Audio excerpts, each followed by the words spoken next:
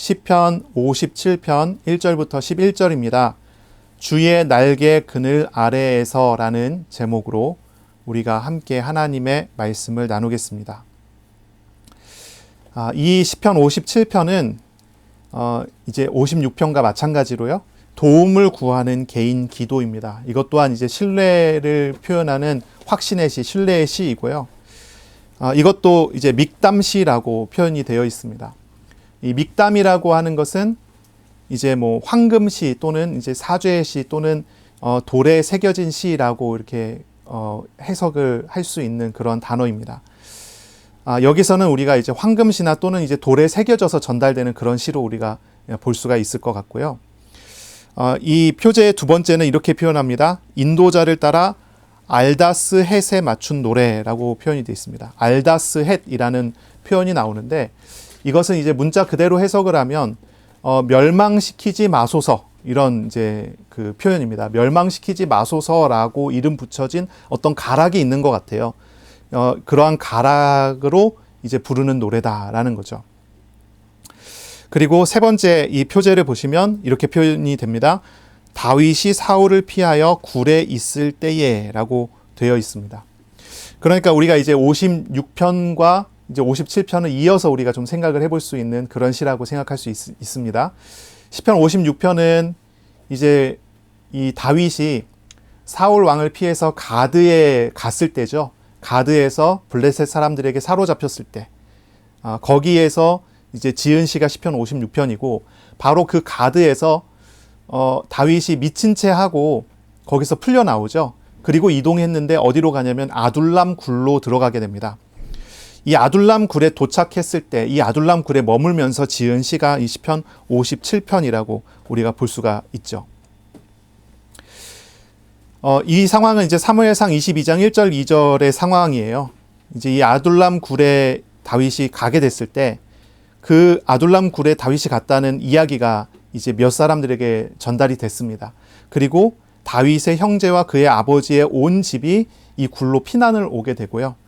그 외에 환난을 당한 모든 사람과 빚진 모든 자와 마음이 원통한 자가 다 이 아둘람 굴에 모이게 됩니다. 다윗은 바로 그들의 우두머리가 되었는데 총 400명이 됐다라고 하는 것이 이제 사무엘상 22장 1절 2절에 나오는 기록의 내용입니다. 다윗은 많이 이제 연약한 상황이죠.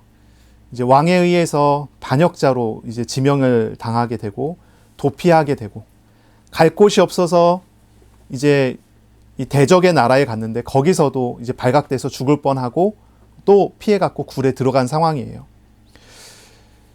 다윗은 바로 이러한 시기, 이러한 때에 시편들을 통해 이제 하나님만을 의지한다고 고백을 했고 또한 그러한 고백 중에 하나가 이 시편 57편입니다.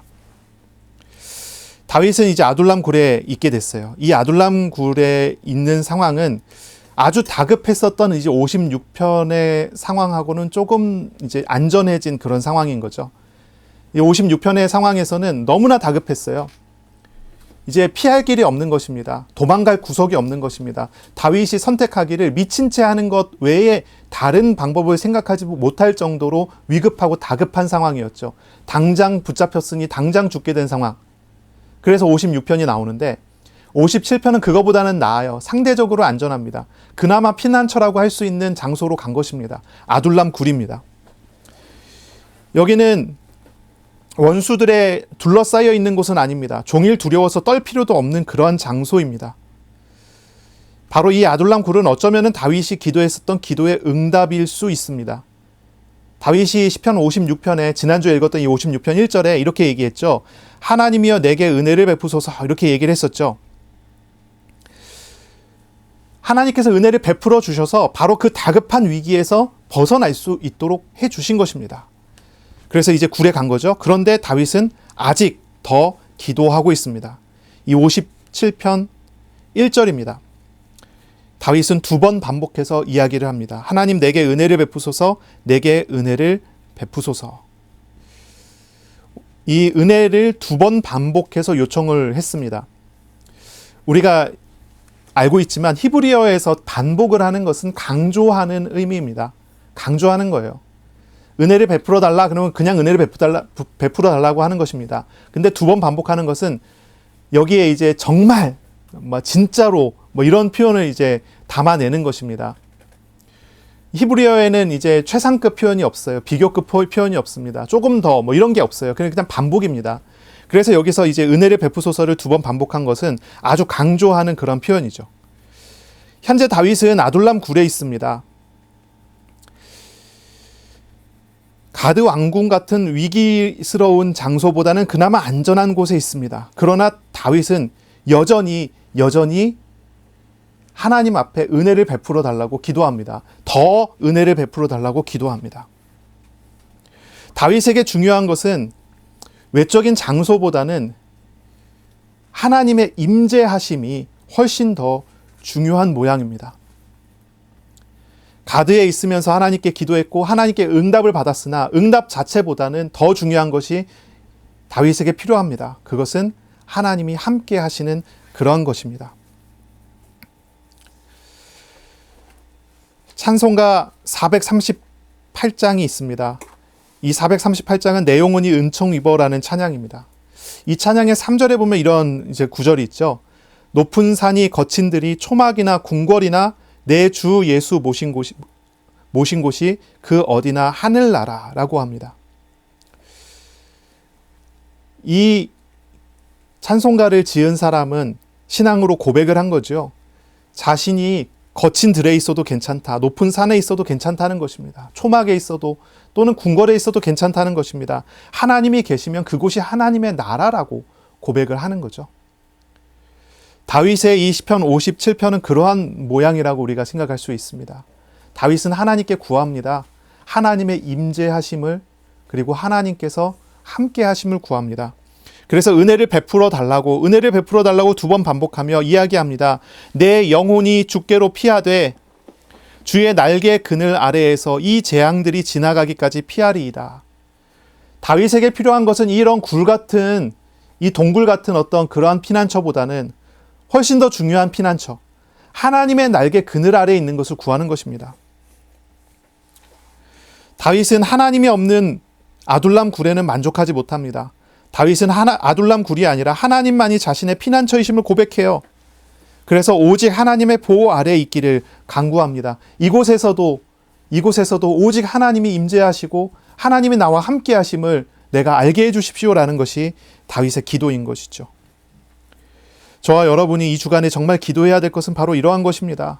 하나님의 임재하심이 지금 나의 삶에 있기를, 내가 하나님의 품 안에서 하나님 안에서 안전하다는 사실을 하나님께서 나에게 알려주시기를 구해야 할 것입니다.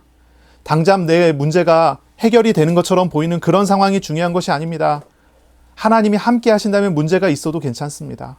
하나님이 함께 하신다면 문제 속에도 안전할 것이기 때문이죠. 그러나 하나님께서 임재하심이 보이지 않고 하나님이 아니라 다른 것에 내가 얽매여 거기에 있는 상황이라면 아무리 안전해 보이는 곳이라도 그것은 진짜 안전한 곳이 아니게 되는 것입니다. 이 시편 57편은 바로 이 1절의 9절이 전체의 분위기를 이야기해주고 있습니다. 오직 자신의 피난처이신 하나님의 날개 그늘 아래 머물기를 간구하는 기도가 이 시편 57편이죠. 다윗은 이 재앙이 다 지나가기까지 하나님의 날개 그늘 아래 머물기를 간구하고 있습니다. 날개 그늘이란 무엇일까요? 새의 날개는 새가 날개로 새끼를 보호하는 그런 이미지를 우리가 떠올릴 수 있습니다. 또는 이제 날개짓을 해서 새끼를 잠재적인 위협에서 몰아내려고 하는 그런 이미지를 가지고 있죠. 그래서 날개 그늘이라 그러면 보호해 주는 거예요. 그리고 지켜주는 겁니다. 그리고 어미새는 아기새에게 먹을 것을 갖다 주고 성장하도록 돕죠. 성경에서의 이 날개라는 것은 하나님의 보호와 도우심을 상징하죠. 하나님의 영적인 어떤 그 힘을 공급하심을 상징하는 것이 바로 이런 날개라고 표현을 합니다. 신명기 32장 11절에 보면 이렇게 나옵니다. 마치 독수리가 자기의 보금자리를 어지럽게 하며 자기의 새끼 위에 너풀거리며 그의 날개를 펴서 새끼를 받으며 그 날개 위에 그것을 엎는 것과 같다. 그래서 독수리가 그 날개로 그 새끼를 어떻게 보호하고 어떻게 지켜주고 어떻게 훈련시켜주고 하는 그런 이야기들이 기록이 돼 있죠. 하나님은 광야에서 이스라엘 백성을 인도할 때 독수리가 날개를 펴서 새끼를 받고 날개 위에 새끼를 엎는 것 같이 하셨다고 하는 것을 이 신명기를 통해서 이야기를 하는 거예요. 그러니까 이제 하나님의 날개 그늘에 있다는 것은 무슨 의미입니까? 하나님께서 대적들이나 시험들에서 보호하시는 것을 의미해요. 그리고 또한 어린 자녀들을 도우시는 어떠한 은혜, 그런 걸 의미하는 것입니다. 하나님은 자신의 품에 들어온 자녀들에게 영적인, 육적인 양식을 공급해 주십니다. 신앙적으로, 영적으로 성장하도록 도와주시죠. 위험에서 막아주시고 또한 때로는 여러 가지 먹을 것을 공급해 주시면서 성장하도록 만들어 가시는 것이 하나님의 날개 그늘 아래 들어온 자녀들의 모습입니다. 다윗은 바로 그 하나님의 날개 그늘을 이제 요청을 하고 있는 것입니다. 하나님의 품 안에 있을 때, 하나님의 날개 그늘 아래 있을 때 그 자녀들은 평안할 수 있습니다. 그 자녀들은 안전할 수 있습니다. 참된 피난처가 어디입니까? 참된 피난처는 어떤 장소나 아니면 어떤 문제의 해결이 아닙니다. 참된 피난처는 바로 하나님의 날개 그늘 아래 들어가는 것입니다. 이것이 참된 것입니다. 2절, 3절을 보겠습니다.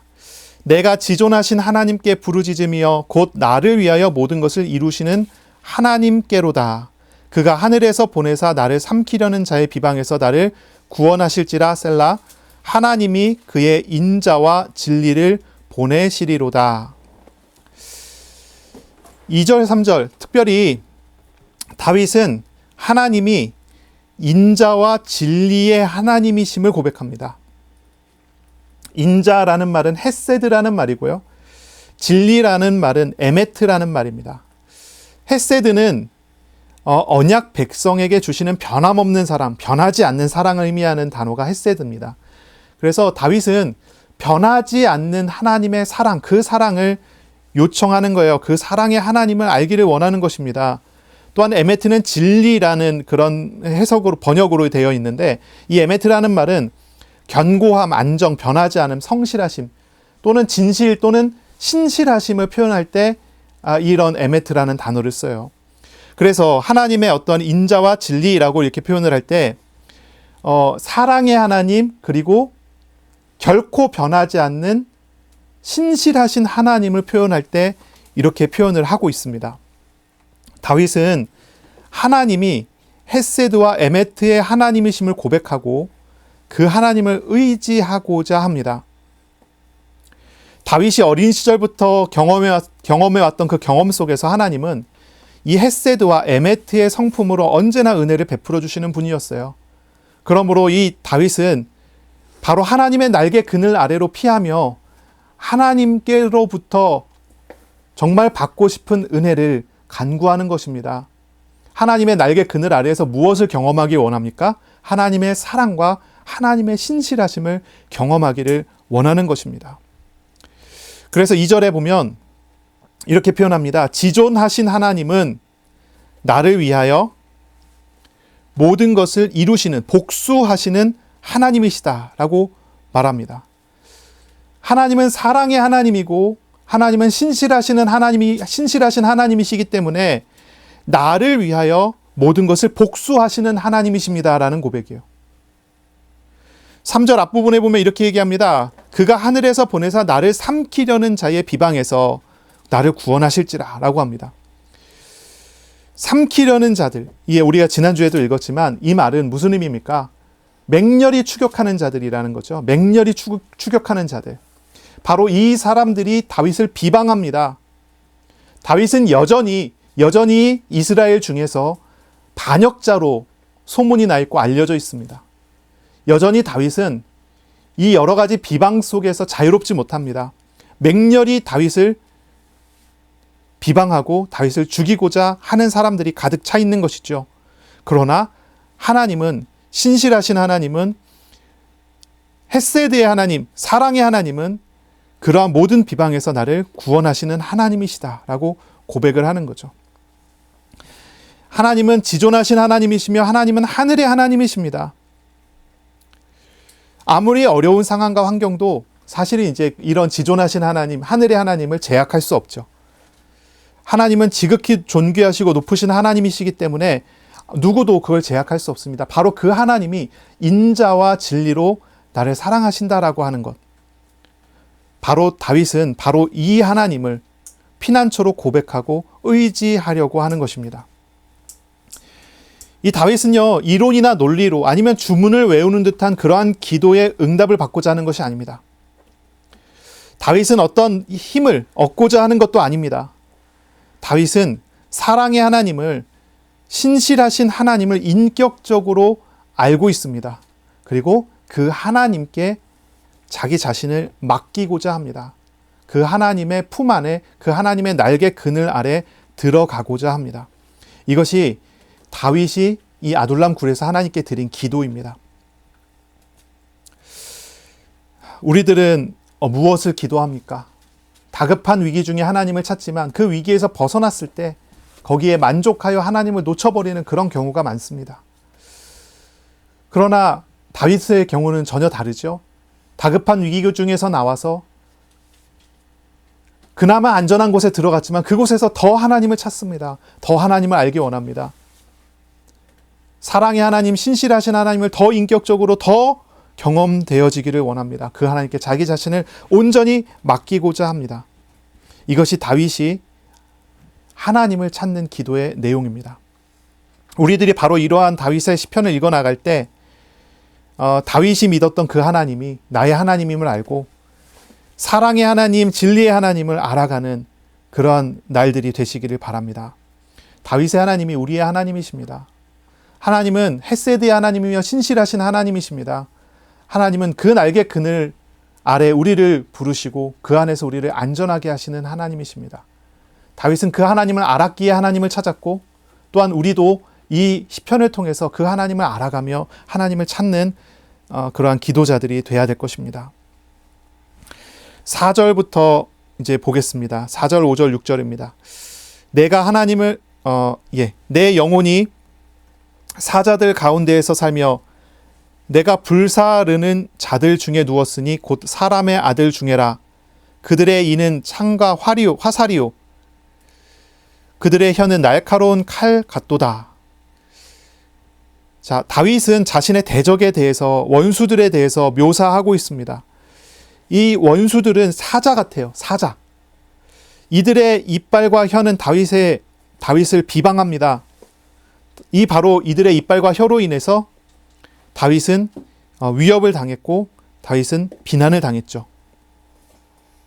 그래서 그들 중에서 다윗은 어려운 것입니다. 바로 그러한 사자처럼 공격하는 그들의 품 안에서 안전하기를 원했기 때문에 하나님께 기도하는 것이죠. 5절입니다. 하나님이여 주는 하늘 위에 높이 들리시며 주의 영광이 온 세계 위에 높아지기를 원하나이다. 이 5절의 말씀은 뭔가 이렇게 4절하고 잘 어울리지 않는 말씀 같아요. 이어지는 말씀인데도 이제 그렇습니다. 다윗이 자신을 해치려고 하는 원수들을 바라보면서 저들은 나를 이렇게 해치려고 합니다 라고 하면서 5절에 기도를 하는 거예요. 보통 어려움을 당하는 사람은 하나님 앞에 직접적인 그런 문제의 해결을 구하게 돼 있잖아요. 자신을 괴롭히는 자들에게 시선이 향해지고 그 문제를 해결해 달라고 기도하는 것이 일반적인 그런 기도의 내용일 거예요. 그런데 4절에서 5절로 넘어가는 과정을 보세요. 조금 다릅니다. 그들이 이렇게 악한 일을 하고 있습니다 라고 하면서 5절에 하나님께 뭘 구하냐면 하나님은 하늘 위에 높이 들려지시기를 구합니다. 주의 영광이 온 세계 위에 높아지기를 원합니다. 이렇게 기도해요. 하나님의 영광이 온 세계에 하나님의 왕되심이 하나님의 높으심이 온 세계에 증거되기를 원합니다 라고 기도를 하고 있어요. 다윗은 자신의 어려움에 대한 해결책으로 사울과 사울의 신하들의 눈과 귀를 닫게 해달라든지 이렇게 기도하는 것이 아니에요. 아니면 당장 필요한 쌀을 달라고 하든지 그렇게 기도한 게 아니에요. 하나님의 임재하심을, 하나님의 나타나심이 온 세계가 하나님의 왕되심을 알게 해달라고 그렇게 기도하고 있어요. 다윗의 시선은요, 지금 눈앞에 있는 문제들을 향하지 않습니다. 하늘 위에 계신 지존하신 하나님께 향해 있어요. 이 변화는 어떻게 일어난 변화일까요? 아마도 이렇게 우리가 생각해 볼 수 있어요. 다윗이 1절부터 3절에 기도를 했잖아요. 하나님의 날개 그늘 아래 있기를 원한다고. 하나님의 헤세드 사랑과 에메트의 그 어떤 그 신실하심으로 하나님 나를 지켜달라고 기도하잖아요. 바로 그러한 기도를 통해서 다윗의 마음이 변화된 것으로 보는 것입니다. 대적이 공격할지라도 괜찮다는 거예요. 5절에 기도가 나오게 됩니다.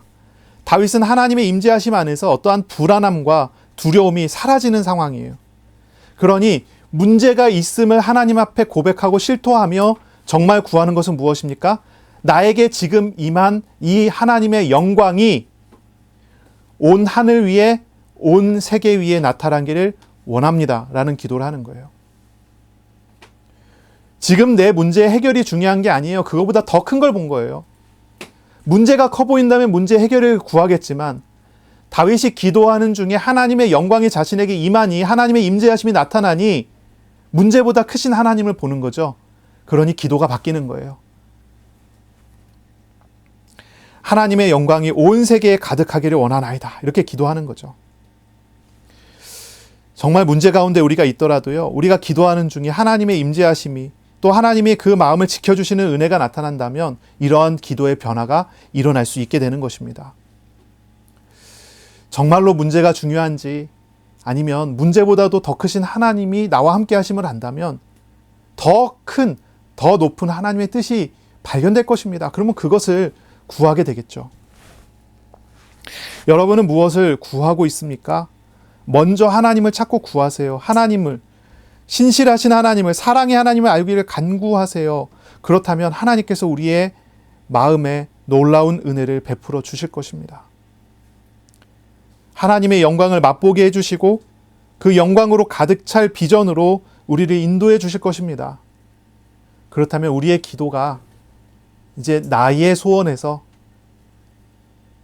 나의 소원을 모두 다 이제 포함하게 되는 하나님의 비전으로 우리가 기도 제목이 바뀌어지는 그런 일을 볼 수 있게 될 것입니다. 자, 이제 1절부터 5절은 첫 번째 연이었습니다. 이제 5절은 이제 후렴구라고 할 수 있고요. 6절부터 11절은 이제 두 번째 연이 이어집니다. 11절은 똑같이 후렴구가 이게 나오게 됩니다. 자, 6절입니다. 그들이 내 걸음을 막으려고 그물을 준비하였으니 내 영혼이 억울하도다. 그들이 내 앞에 웅덩이를 팠으나 자기들이 그 중에 빠졌도다 셀라. 하나님께 영광을 돌리고 하나님의 영광이 온 세계에 가득해지기를 소원하던 기도가 6절에 다시 변화가 됩니다. 다시 변화가 돼요. 다윗은 말하기를 원수들이 함정과 그물을 준비하여 자신을 공격했다라고 말을 합니다. 이런 상황 속에서 다윗은 자신의 처지를 고백하는데요. 이렇게 말합니다. 내 영혼이 억울하도다. 여기 나오는 이 억울하다는 말은 허리를 굽힌다는 말입니다. 근심과 고통 가운데로 다닌다는 그런 의미예요. 하나님의 영광이 온 세계에 가득하게 원한다라고 고백하고 말했던 다윗이 원수의 함정과 그물을 보고 다시 근심에 빠지는 모습입니다. 다시 근심에 빠져요. 그러나 그 뒤에 이어지는 말을 보세요. 이렇게 얘기합니다. 그들이 내 앞에 웅덩이를 팠으나 자기들이 그 중에 빠졌도다. 그러나 원수들이 다윗을 잡으려고 판 그 웅덩이에 빠진 것은 다윗이 아니라 그들 자신이었다라고 말을 합니다. 이것은 하나님의 일하심으로 나타난 결과로 보는 것입니다. 우리가 하나님께 기도하잖아요. 그러면 하나님께서 우리 마음에 응답을 주시고 우리에게 평안을 주실 수 있어요. 문제보다 더 크신 하나님을 바라보면서 우리가 평안을 얻고 기쁨을 얻을 수 있어요. 그런데 우리는 연약하기 때문에 다시 문제 앞에 가게 되면 다시 넘어지게 됩니다. 그런 경험이 있지 않습니까? 막 너무 고통 중에 하나님께 기도하는데 하나님께서 우리 마음 지켜주셔서 평안을 얻었는데 그게 이제 오래가지 않는 거죠. 다시 문제가 떠올리니까 그 평안하던 마음이 싹 사라지고 내 마음이 다시 지옥같이 변하는 어떤 그런 경험들. 다윗이 바로 그러한 모습을 보여주는 거예요. 하나님 앞에서 하나님의 영광만이 중요합니다라고 고백을 하다가 이연으로 넘어가면서 다시 문제가 보이기 시작하니까 내 마음이 너무 억울해지는 거예요. 근심과 걱정으로 허리가 굽어지는 거예요. 그런데 허리가 굽어지는 그런 상황에서 또 뭘 보죠? 하나님의 일하심이 나타나요. 우리는 연약하기에 다시 문제 앞에 가면 넘어질 수 있어요.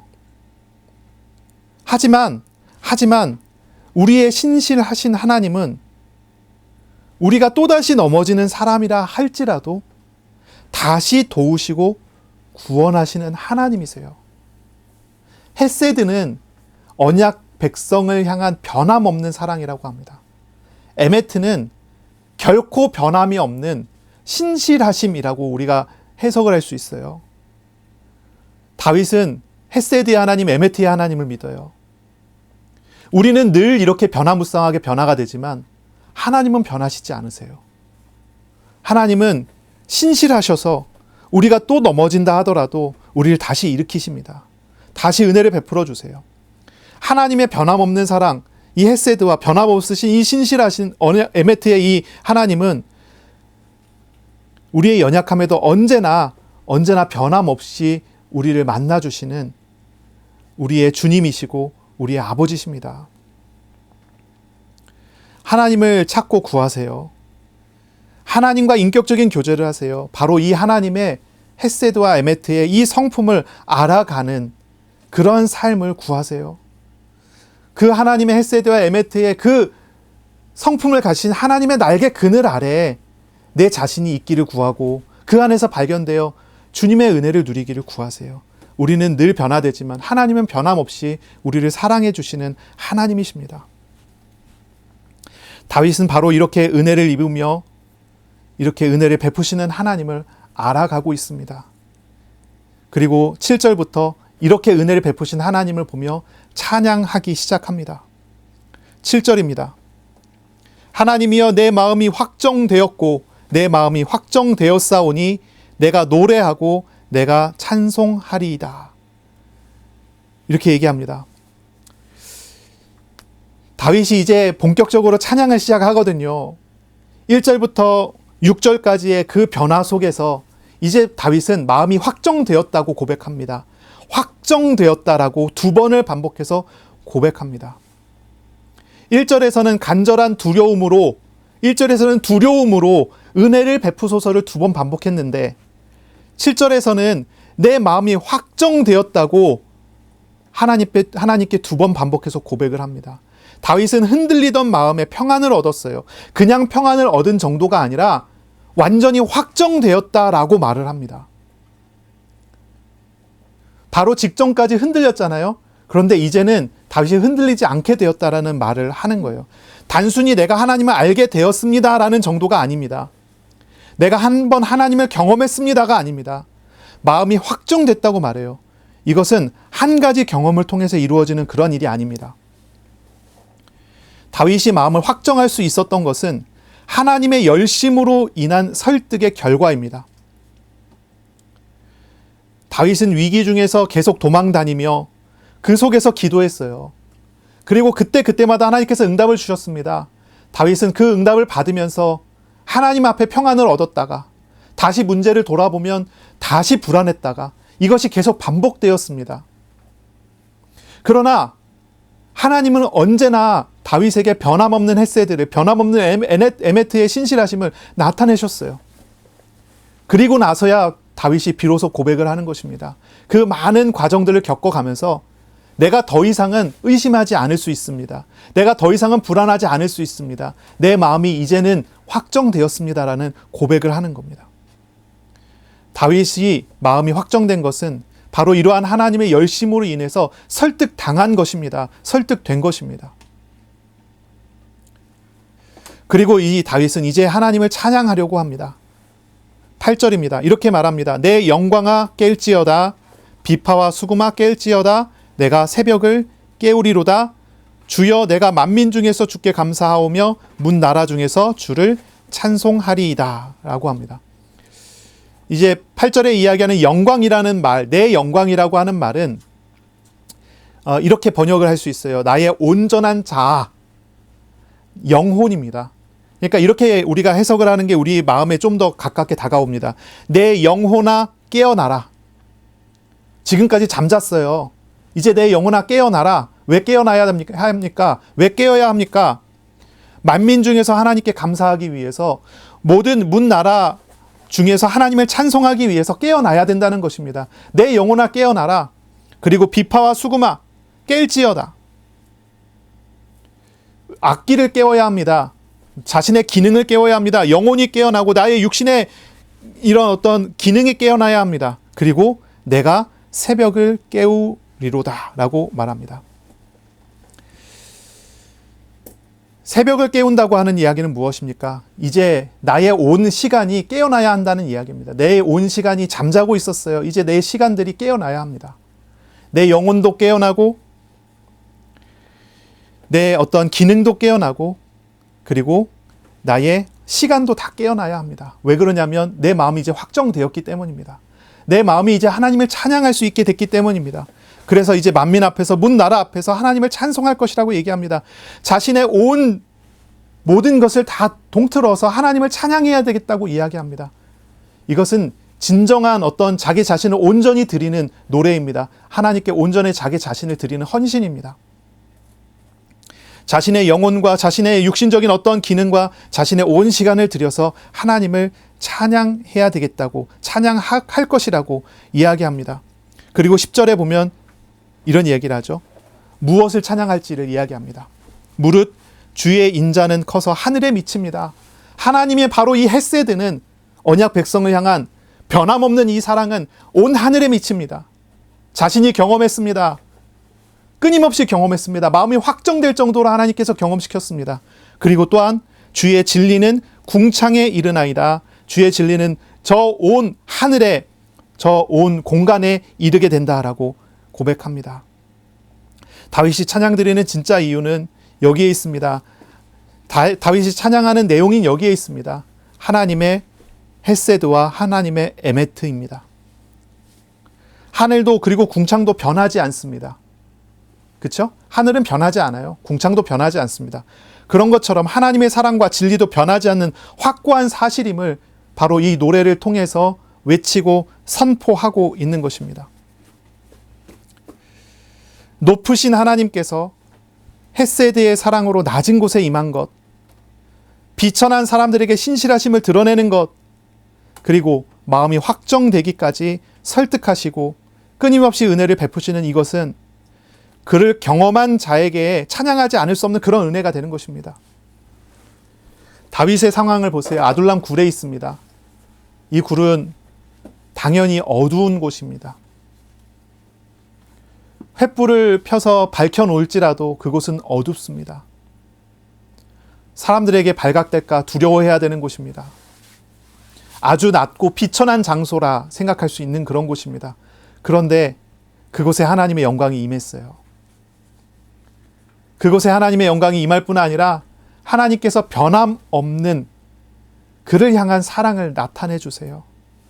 바로 그것을 경험할 때 어떻게 하나님을 찬양하지 않을 수 있겠습니까? 저와 여러분에게 이러한 은혜가 있기를 바랍니다. 하나님을 그냥 아는 정도가 아니라 하나님께로 확정되는, 확신하는 마음을 갖는 은혜를 저와 여러분이 얻어가시기를 바랍니다. 하나님은 우리에게, 우리의 마음에, 우리의 영혼에, 우리의 삶에 대고 계속 말씀하십니다. 그 사랑과 그 신실하심을 드러내십니다. 바로 그 하나님을 알아가기를 기도하세요. 그 하나님을 알아갈 정도가 아니라 마음이 확정되어 온전하게 확신할 수 있는 데까지 이르기를 기도하시기 바랍니다. 하나님의 열심에 설득당해서 영원한 천국을 바라보고 누리는 삶, 온전히 하나님을 의지하는 삶, 온 마음을 다해 찬양드리는 그런 삶이 우리의 생활 중에 나타나기를 축복합니다. 아멘. 다윗의 참된 피난처는 동굴이 아닙니다. 영원하신 하나님, 온 세계를 다스리시는 왕이신 하나님의 임재하심이 다윗의 참된 피난처였습니다. 쉼이 없는 위태로운 삶 속에 참된 안식은 어디에 있습니까? 바로 다윗은 하나님의 날개 그늘 아래에서 안식을 얻었습니다. 평안을 얻었습니다. 하나님의 헤세드와 에메트에서 하나님을 의지하기로 하나님 앞에 마음을 확정하게 되었습니다. 저와 여러분이 모두 하나님의 날개 그늘 아래에서 참된 안식을 얻고 참된 찬양을 드리는 그런 주간이 되시기를 예수님의 이름으로 축복합니다. 아멘. 이 주간 이 말씀을 묵상하며 말씀하신 대로 동행하시는 하나님을 알아가는 그런 시간들 되시기를 예수님의 이름으로 축원합니다. 아멘. 기도하겠습니다. 하나님 아버지 감사합니다. 오늘 우리에게 말씀하심으로 하나님의 날개 그늘 아래 그 평안한 곳으로 우리를 부르시는 하나님께 감사합니다. 주님, 이 주간 우리 안에 불안함이 있습니까? 두려움이 있습니까? 우리 안에 쉼이 없는 어떠한 압박과 고통이 있습니까? 주님을 찾고 구하며 주님의 날개 그늘 아래에서 참 쉼을 얻는 주간 되도록 은혜 베풀어 주옵소서. 우리는 참으로 부족하고 연약하며 우리는 참으로 너무나 쉽게 흔들리는 마음을 가지고 있습니다. 그러나 언제나 변함없이 우리에게 사랑과 신실함을 나타내시는 하나님을 알게 하여 주시고 주님을 알아감으로써 우리의 마음이 확신을 하고 하나님을 참 찬양하는 그런 은혜 있도록 그런 주간 되도록 이끌어 주옵소서. 감사하며 예수님의 이름으로 기도합니다. 아멘. 우리 구주 예수 그리스도의 은혜와 하나님의 사랑하심과 성령님의 교통하심이 이제로 영원까지 항상 함께 있을지어다. 아멘.